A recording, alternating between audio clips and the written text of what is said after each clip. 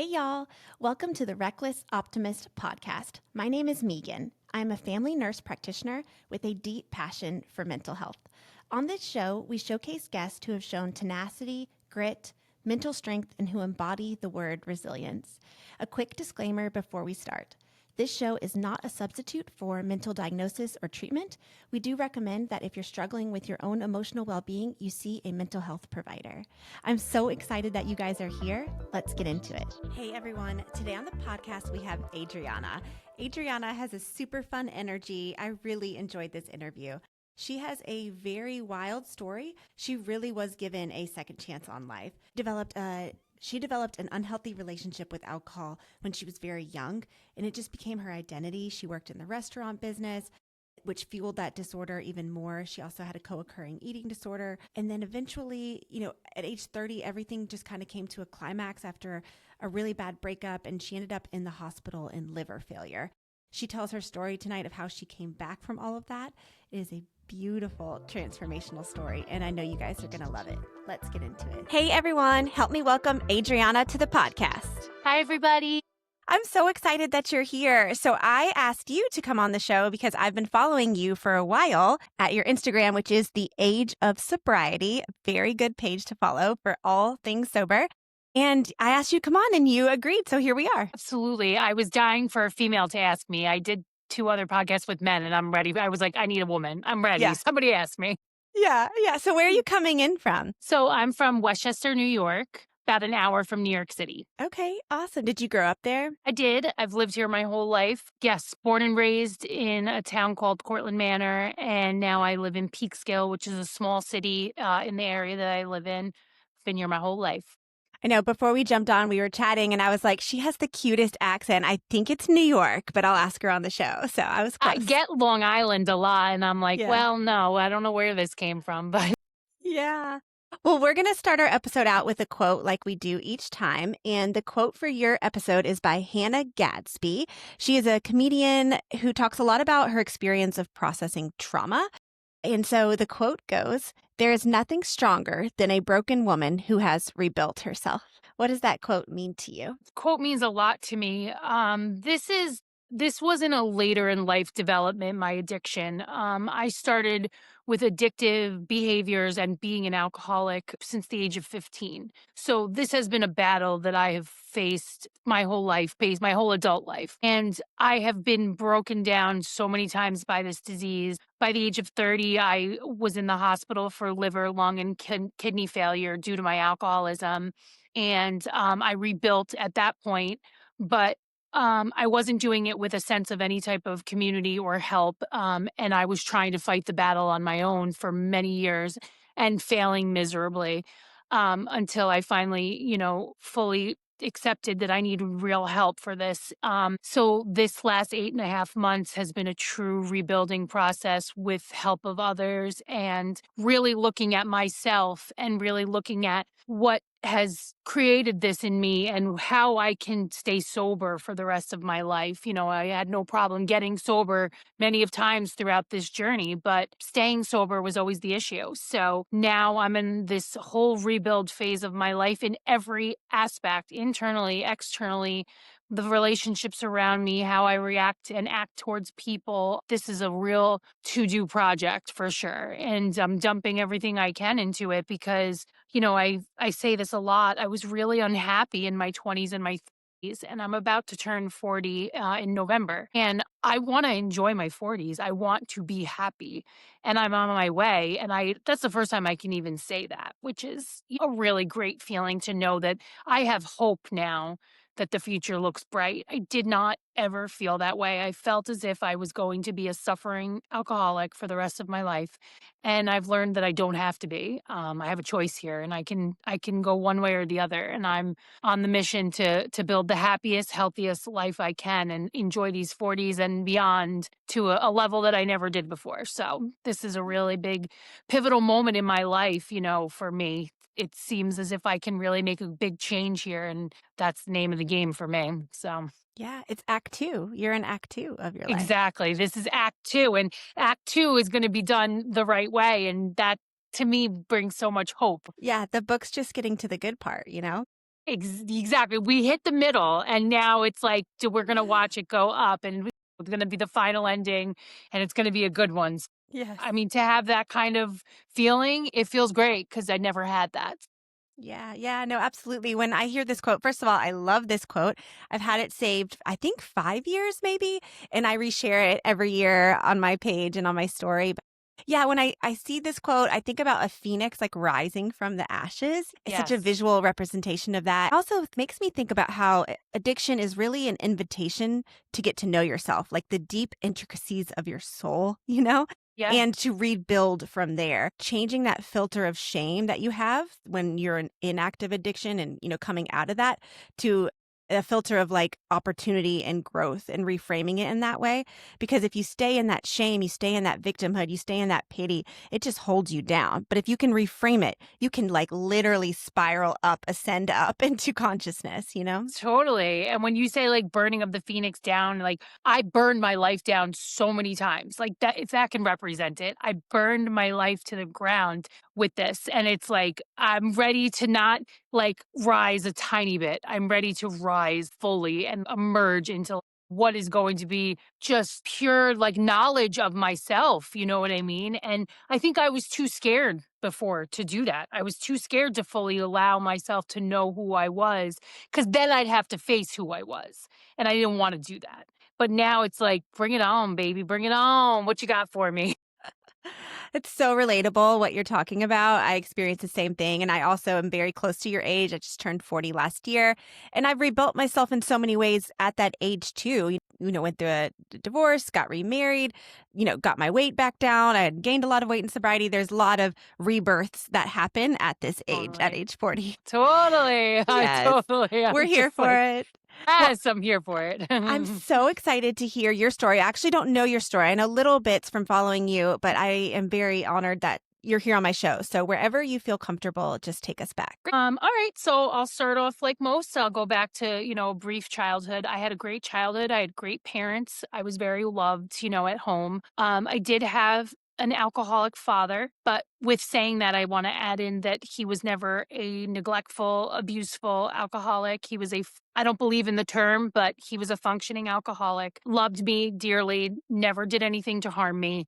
I know a lot of people have horror stories of when they were younger with that dynamic. I did not have the same dynamic. So by the age of 15, I started working in restaurants. And with that, I was around a lot of older people for a lot of my time. And that lifestyle and that environment kind of really normalized drinking basically any day of the week and also excessive partying and stuff like that. So I started to go out with these people that were older than me. And then tie in high school where same thing, the weekends we're starting to experiment in the woods and go and party. And, you know, I always drank too much. The first time I ever even really drank, all I remember is I drank at a party and I came home and I still went digging for more and found mom's or dad's old vodka bottle, made myself 3 or 4 more drinks, and I woke up in the morning in my own throw up and don't remember any of it. So this was always the pattern for me. So I knew right away that I was definitely maybe a little different. This continued. I started dating somebody who really normal sized drinking at home. We were 18 years old and drinking pints of, rum at home at night, playing darts and stuff. I thought there was nothing wrong with this. I thought it was safe, thought it was the right thing to be doing. You're saving money, you're not out harming anybody, you're home. So to me, it was like, who doesn't do this? Everybody does this. You know what I mean? So if I wasn't out partying and drinking with my friends, I was home still drinking already at 18 years old. Fast forward to a little bit later, I end up meeting a gentleman who ends up becoming my fiance after a very short period of time. I really thought that this was going to be fix me. So I'm going to settle down. I'm not going to be as wild. I'm going to be a married woman. Like, I won't be drinking excessively like this. Who would do that? And with that, I found out very close to my wedding that my ex fiance was cheating on me. That spiraled my drinking from an excessive drinking level where it was to a 10 times worse, if that's possible. I was drinking where then my drinking changed from an evening activity to every day that I had off, I was drinking as soon as I got up, like, "Oh, it's my day off. I deserve this. This is what I'm going through. I'm depressed. I'm this." Very normal sized for me. Would spend nights at the bar that I stayed working in the restaurant business, so I would stay at the bar, never go home till like 4 in the morning. And then with that, I started to notice some symptoms of change in myself. I started to have some stomach pains. I started to have I was barely functioning. I mean, I was drinking before work. I was drinking during work. And with the pains that I was experiencing in my stomach, plus I was having some serious gag reflexes when I tried to drink or eat anything, I was like, something's really wrong with me. But I was so deep into this addiction that there was no pulling myself out. I was depressed and I didn't care if I lived or died. I was just like, I don't care. If this is how I go out and I'm sick like this, so be it. Well, I went to work one day. My boss noticed how not normal I looked and he said, "You look yellow and I really think you need to go to the hospital or urgent care." I said, "Okay." I went to urgent care. They sent me straight to a hospital. And with that, I was admitted. They did my blood work and I was sent to a specialized hospital about 40 minutes away that deals with had a liver specialist and everything else because my blood work showed. I also lied. They asked me what my lifestyle was like. I said I drank. I never admitted to how much I drank. But when you're in that position, you don't have to. They can see it, they know it. So I was put in this hospital. I was only there for a few days before they decided to put me into a medically induced coma to try to let my body heal. And with that, while I was in the coma, I was in the coma for about 7 days. I wasn't getting any better. I ended up waking up on my own 7 days later. And I woke up to these machines beeping. And from that point on, my full stay in the hospital was 2 months. But while I was in there, I had obviously a liver biopsy. I had blood transfusions. I had dialysis, had everything under the sun. I went sepsis. Basically, they told my parents and my family, she's not going to make it out of here alive. There's just no way. Unfortunately, nothing's working and she's not getting any better. I had signed a DNR saying that if I wasn't going to live a normal life on my own, just pull the plug. And they brought the priest in for my last rites because it was pretty positive I wasn't going to make it. And something turned around somewhere. And I started to try and make a turn for the better. And then it was like a up and down. I would get better, get worse, 2 steps forward, 1 step back. But all in all, by the end of the 2 month stay, I ended up getting better enough to leave the hospital, thank God. I was on so much pain medication, they were afraid that I would become addicted to pain medication. I was on ketamine, I was on fentanyl, I was on all these drips in order to make me better. So luckily, that didn't happen. I didn't get addicted to any pain medication. But they were very, very adamant on me getting help for my alcohol addiction. And I was in denial like no other. I said to myself, I was 30 years old at this point. I said to myself, I'm not as bad as you guys think I am. This is circumstantial. I had my heart broken and I'll be fine. I'm going to be fine now. Like I don't know what you guys think, but I don't need AA, I don't need a therapist. I don't need any of that. I'll be fine. I'm scared straight. They were like, "We don't recommend this, but we can't make you." I'm like, "Well, I'll be fine." And I came out of the hospital and for a while I was fine. I was pretty much scared straight in a way, but it only took probably about a year and a half before I decided I'm going to have a drink. I'm going to have one drink. Well, that one night that I decided to have that one drink, I got completely blackout for the entire weekend. And that scared me. But I was like, I'm never going to do that again. I'm never going to do that again. I can't do that. My liver, I also was diagnosed with stage 1 cirrhosis of the liver. So I knew I couldn't play around with this. I couldn't just be doing this. So it was like I swore it off at that point. But then fast forward another 8 months goes by and I'm like, well, I haven't had anything in 8 months and I turned it off last time. I'm going to have another drink and I'll be able to turn it off. No problem. That same thing. I think it was like a wedding or New Year's that I decided to do this at. I got obliterated drunk beyond words. And then this continued to start to happen. I started to use special occasions and vacations as a way for me to be able to drink. I would plan them so that because I knew I was going away, I could have drinks and I could come home and go back to real life. I would go back to my sobriety. And I told people I was sober. Also, I picked up the habit of smoking marijuana in my sobriety. After I got out of the hospital, it was like, "Oh, this isn't as bad for me, my liver. I didn't smoke before, but this was gonna be something to help me sleep at night, help me with my anxiety. It's not alcohol, it's not bad for me." All the lies I told myself. So, as I'm walking around telling everybody I'm sober, I'm really now no sense of sober whatsoever, but I believed I was. I was delusional, basically, like believing this. I got into a 5-year relationship that only ended probably now a year and a half, almost 2 years ago, actually almost 2 years ago now. The relationship I was in was with somebody who was a drinker. I won't use the word alcoholic because that's not what I believe, but he was a drinker. And I kept trying to stay away from alcohol, but with him in my life, it was like, "Oh, we can go on vacation and drink together and come home and I'm not going to drink." And it gave me a reason to be able to do this behavior. And he was somebody who would go to the bar after work, and then come home. So it was his life.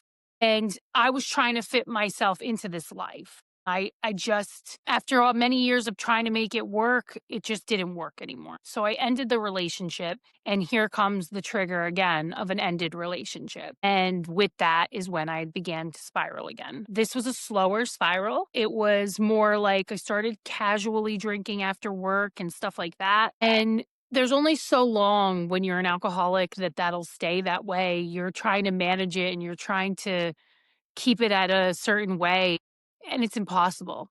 And with that, towards the last 6 months of my drinking, I spiraled into pure alcoholism again. I ended up losing my job of 10 years. My boss was like, "What's going on?" Like, and this is the same boss that noticed something was wrong with me many years ago. And he's like, "What's going on? Like, you're my reliable girl. You're calling out left and right. You're not here. You're telling me you're sick. Like," and I was just like, "I'm really going through a hard time with the breakup." I didn't say anything about the alcoholism. I just said the breakup. And he was like, "Listen, I'm going to give you a warning. And I'm going to tell you right now, if this continues, I cannot keep you working here, Adriana." And I was like, "Okay, okay, okay. I'll be fine." And with that, I'm like, "Oh, I'm getting it together. I got to get it together." Took 2 weeks before I called out again. And that was it. He fired me, put my keys down on this restaurant that I opened with him, and left. So now we're in June of 2024. Yes. I have no job. I'm drinking excessively almost all the time. I'm starting to miss special events. I missed my nephew's birthday. I missed my aunt's funeral.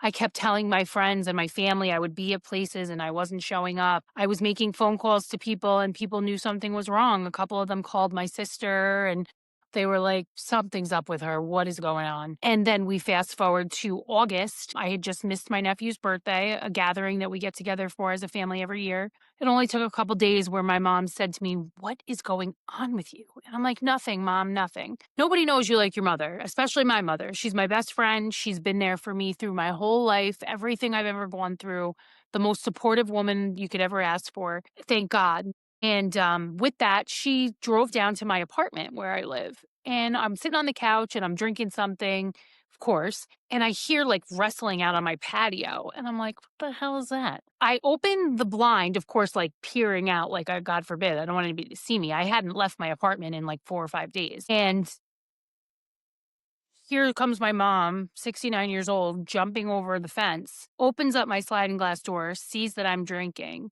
With that, a woman who's never put her hands on me her entire life smacked me in the face 3 times and was like, "I knew that you were lying to me. I knew something was up. How could you do this to me? I watched you almost die, and this is what you're going to do to me.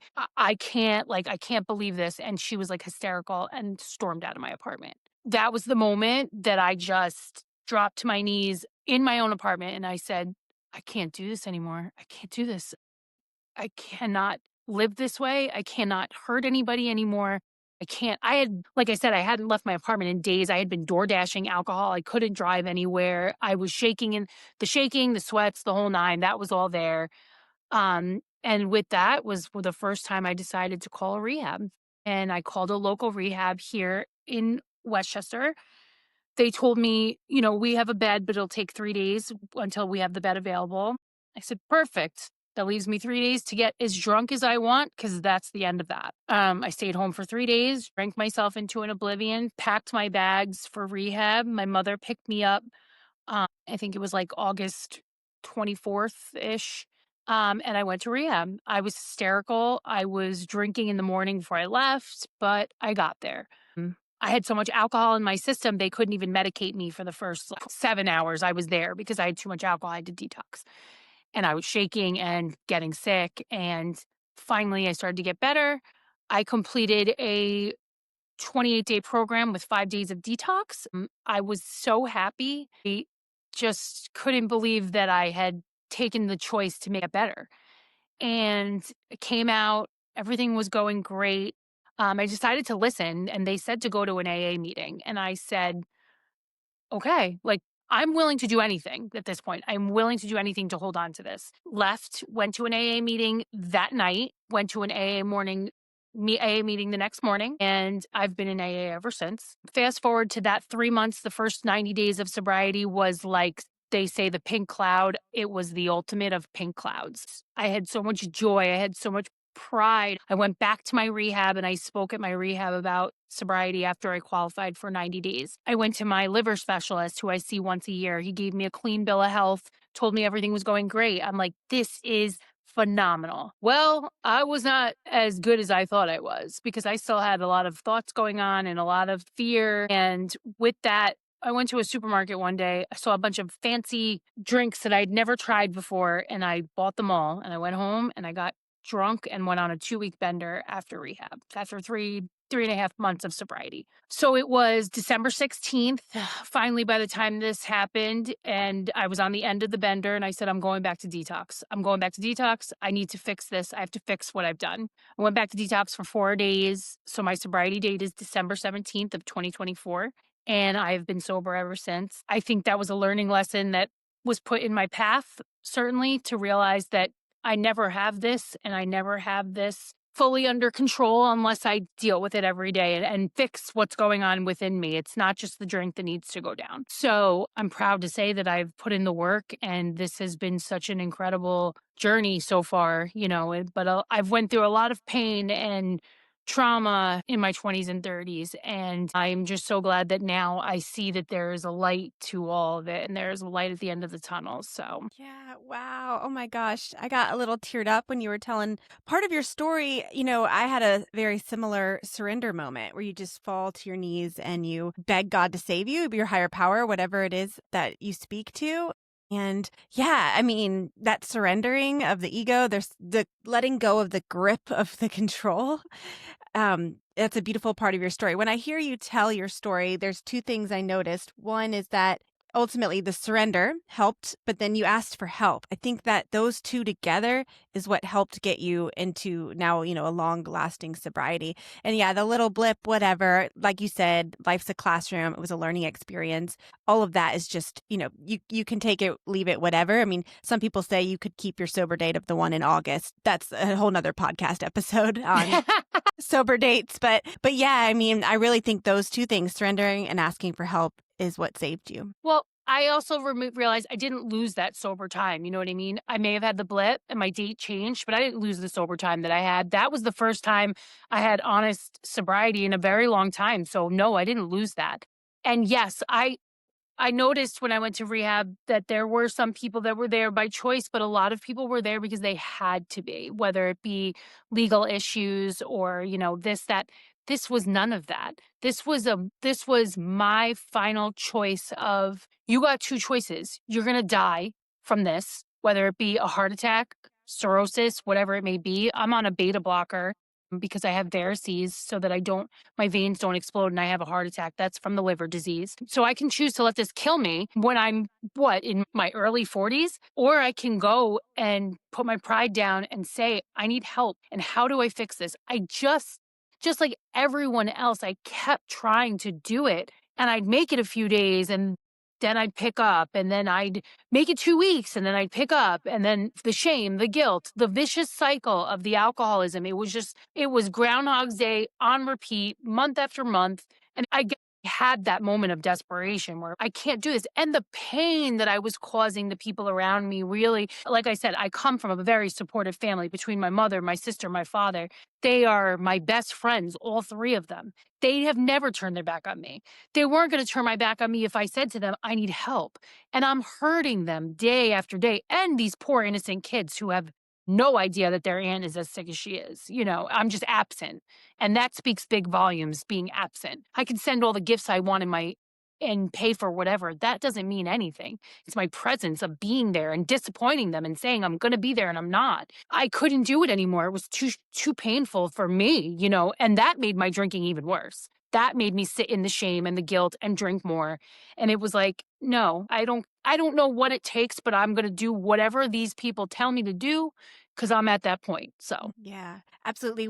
That day in August, I think of it like your boiling point. For example, you have a pot of water and you're slowly increasing the water each time. So each little stint, a week here, 2 weeks there, that you were just slowly increasing the water. And then finally you hit that boiling point, and that's when everything changed for you. So, yeah, yes. I had some questions about your story.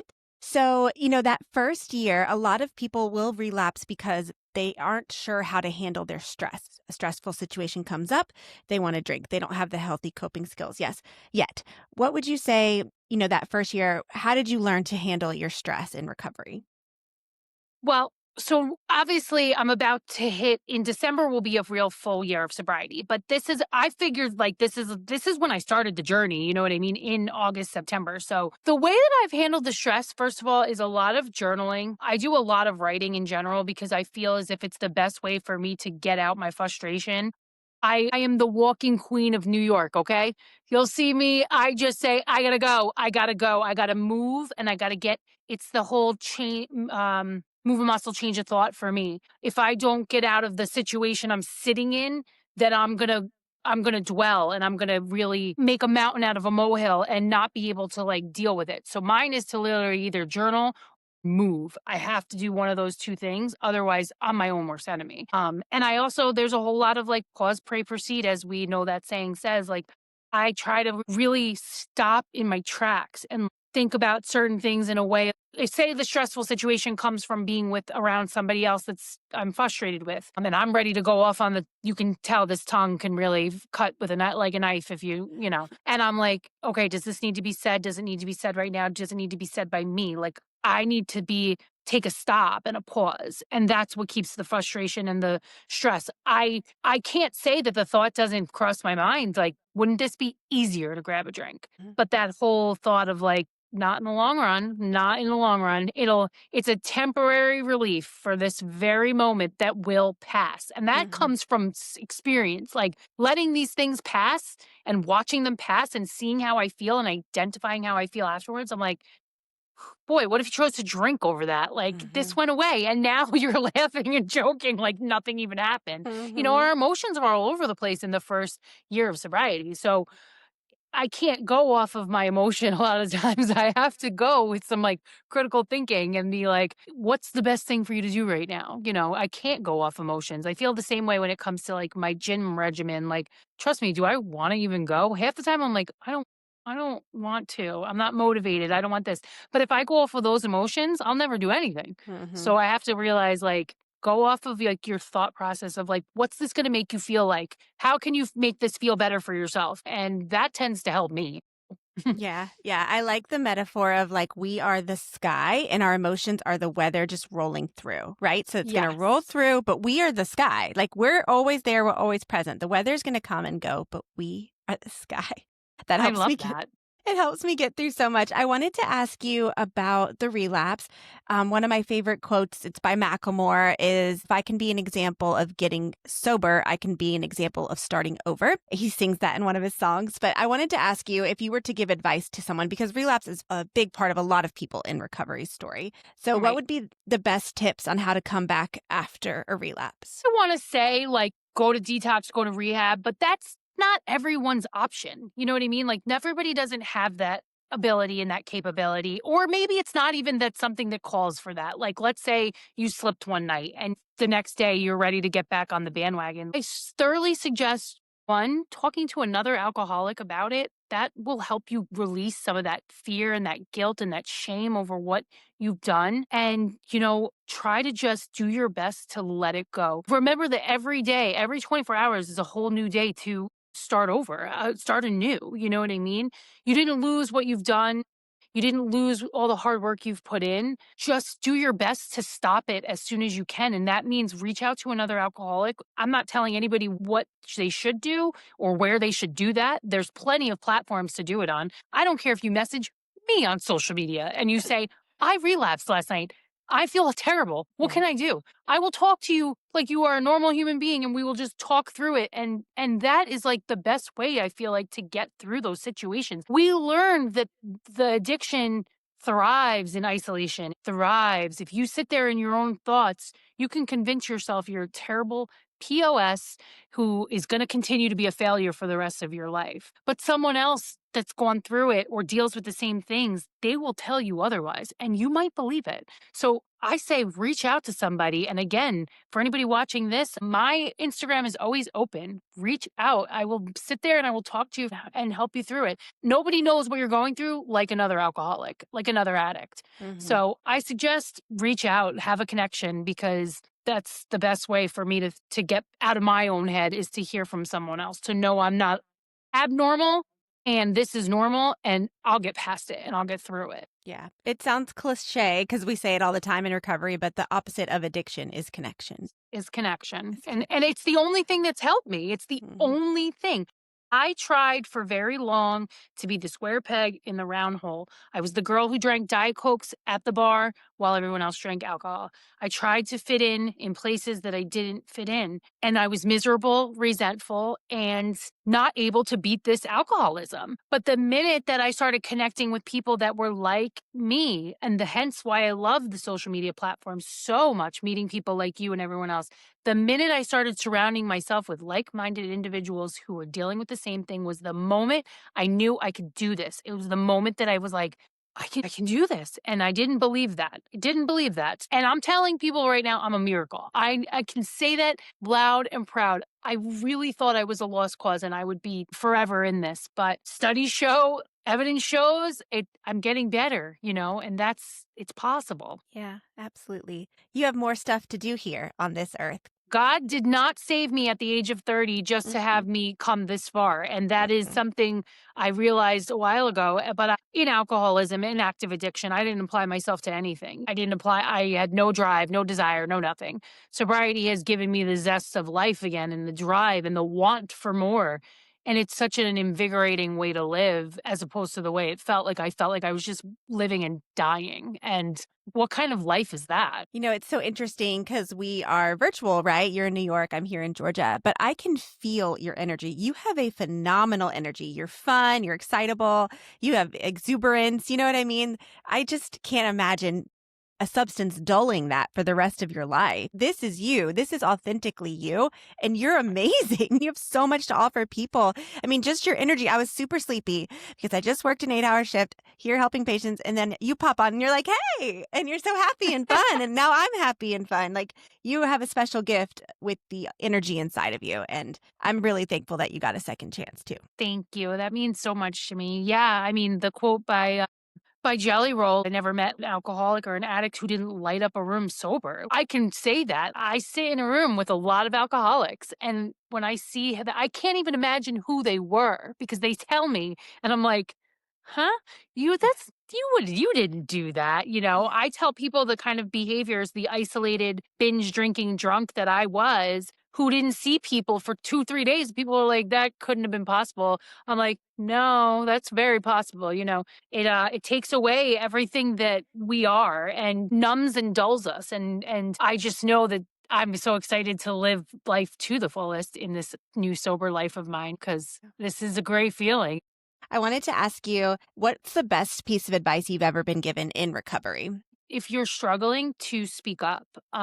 There were so many times that I did struggle in so many aspects of my life. I mean, I can share that when I was younger, I was bulimic as well. I struggled with that for about 5, 6 years. The minute that I spoke up about it, and got help for it was like the minute that life changed back then. I mean, I was in my early 20s.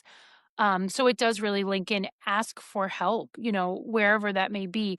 Therapy is a wonderful tool. I don't know if people utilize it as much. I feel like people utilize it a lot more now. Again, that's also not an option for some people. It's not affordable for some people. So I hate to give things that would only be towards a certain person, or a certain demographic or whatever it may be. But speaking about it and asking for help in any way, shape, or form that you have to, even if it's to just a friend, is my biggest piece of advice because until I spoke up, I suffered. I suffered. I suffered. I suffered. It was only Mm, the suffering stopped when I became truthful about who I was and owned who I was and said it to another human being was I able to heal and get better. So, in anybody's recovery from whatever it may be, whether it be relationship abuse or eating disorders or, alcohol, pill addiction, drugs, whatever it may be, speak up because life is so short. The days are long, but life is short. And you don't want to spend the rest of your life suffering because it's miserable. And if you look around, there's so many people that are doing so much better because they decided to speak up. And I just firmly stand by that. yeah, I think a lot of people, especially people that are not in recovery or don't understand addiction, think, well, gosh, they must be so selfish. They drink alone. But really, when you're in that, you're actually doing that because you don't want to hurt other people. You don't want to bother other people with your problems. It's more of a people pleasing thing than a selfish thing. You nailed it. I mean, that's 100% it. It's like I didn't go out drinking. I mean, in the last 10 years, there was no me out drinking. There was me home alone dealing with my alcoholism, morning, noon, and night when came to that. You know what I mean? It's to not hurt other people and not put my burden on them. And that's the most dangerous part of all, especially the isolated drinker, because there's one thing I can say that I hear a lot. When you ask people their stories about their drinking, it always is the same story. It started one way and it ended another. It started fun, it started social, it started this way, and then it increased, and then it this, and then it ended before they went into recovery. It ended with them alone and a bottle or a bag or whatever it was. It wants you alone and wants you to be that way. Don't let it get to that point, but that's easier said than done. But if it gets to that point, just do your best to speak up because you don't know who you're helping in doing that. Yeah, you can get off the train before the train crashes, you know? You can. I always say you don't have to wind up in a hospital bed like I did, Mm, to stop drinking or try to get control of your drinking. Like, it mhm. doesn't have to be that way. If you find that most of your time is spent figuring out when you can have your next drink or what, you're going to get your next drink, and if you find that the topic of drinking is controlling your mind, that's the point to speak. Like, I think that there's an issue here because that's not normal. And we tell Mhm. ourselves it's normal. We tell ourselves that everybody else functions that way, but they don't. Yeah. I wanted to ask you about AA and the 12 steps. So, how has it been going through the 12 steps and having a sponsor? It's been wonderful. They say if you don't love your home group, get a new home group. I found an early morning meeting, a 7 a.m. meeting that I go to before work, which is a hybrid. So a lot of people that can't go in person go on Zoom. So I always have access to it in the morning. Love my group of people. My tribe is so supportive and loving.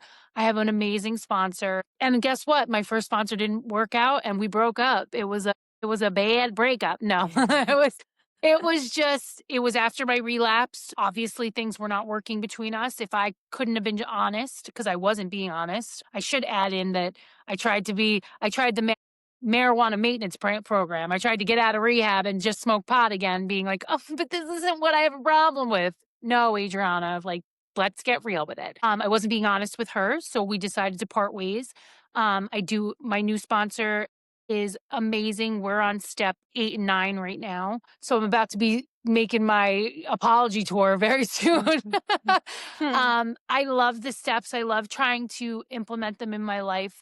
they've been a great tool for me. I always say that people that don't have a drinking problem could use AA. And guess what? I understand it's not for everybody. I'm never going to be that person that shoves it down other people's throats like this is the only way. It's not the only way. I've seen people get sober with smart recovery. I've seen people get sober with just, but am I an advocate for it? Does it work for me? Absolutely. And I will continue to go for as long as I feel as if it is necessary. That may be 3 months, that may be the rest of my life. I'll take that one day at a time as the days come to me, but for right now, it's working for me. It's making me very happy. It's making me have a sense of community and friendship that I haven't had in a long time. A lot of friendships when you're in a drinking scene is surface level and nonsense, and I had to do that for a long time, especially as being a bartender for 20 years. I had to BS conversations. And this is where I find I've actually met people I can, connect with. So I love trying to use the steps in my everyday life and keeping the program close to me. I do have a higher power. My higher power tends to be is God. I always tell people that have approached me asking me about the program, what if I don't believe in God? Well, guess your higher power can be the people in this room. Whatever. We all need something to do, something to love, and something to believe in. And you got to just believe in something. I don't care what it is, because hope is the key to it. So I'm an advocate. I love it, and I'm happy I got rebaptized like during this whole thing because I felt such a connection to God again. You know what I mean? Like these are the things I'm doing. I'm willing to do whatever it takes, and it's working. So Yeah, that's so beautiful. I mean, recovery is not linear. The landscape changes. So I am 6 years, almost 7 years in recovery. And initially I used AA. I love AA. And then I switched over to an online group, did that for a really long time. And now I do this. You know what I mean? I host a show and I get to meet awesome people like you and have it's almost like a little mini meeting that we're having. So it right. it doesn't have to be the same every year, but I do think you can't put it on the back burner. Recovery has to be a priority in your life, but it doesn't have to be the same exact thing. If I don't have the recovery and the recovery program, whatever it is that I use to help me stay sober, all of this good stuff goes away. And I'm very aware of that because it's only came into my life because of it. So what do you think is going to happen if I remove these things that are helping me feel good about my sobriety? I could only imagine. So I won't be doing that anytime soon. You know what I mean? I also switched out of the restaurant business in sobriety because I could not do it. Besides losing my job, but I could have gone just right back in. And I said to myself, absolutely not. This is not the right environment for me. And it was the only thing I knew, though. It was the only thing I ever did since I was 15 to the age of 38. But I am so blessed to say that when I got sober, the promises of AA started to come true. And I applied for a job in a dental office that is like a luxury dental office that is very hospitality focused. We make them, coffees when they come in and blankets and all kinds of stuff like that. I got hired as the lead concierge there, and that is my job now. And I am obsessed with my job. My boss and I have a wonderful relationship. He knows I'm in recovery. I never thought I was capable of getting another job, like in any type of sense of learning something new. I figured I'd be asking you, how would you like your burger cooked for the rest of my life? Because that's all I thought I was capable of. And I realized I'm capable of so much more in sobriety. I have this job is amazing. I love it. I'm Mhm. happy. Doesn't feel like work. I know it's only a front desk job at a dentist's office, but coming from somebody who was living in a life of a job that I hated for so many years, but I only did it because of being held back by my disease and my alcoholism, this is like a miracle. And love it. I'm grateful. Yeah. Sometimes we get so settled, so comfortable in the familiarity of the suffering, and we don't want to leave that little circle because it's familiar. But we have Totally. to. We have to eventually get out or we'll die.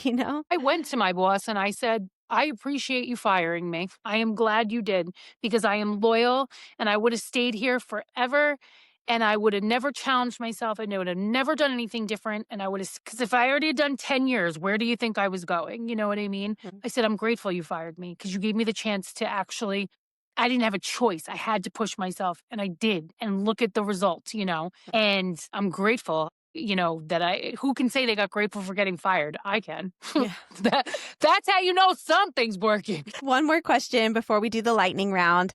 If you could go back in time and talk to your younger self, what would you say to her? It won't be like this forever.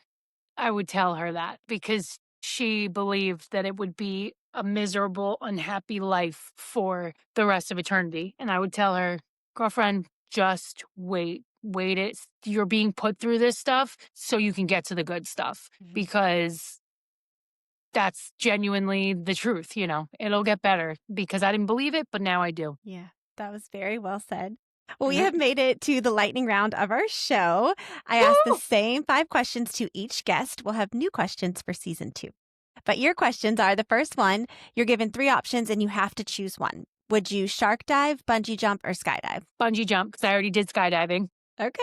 All right. We're doing it. Number 2, you're in a simulation. Every time you walk into a room, the same song plays. What's your song? Ooh, the Strokes, This Life. Okay.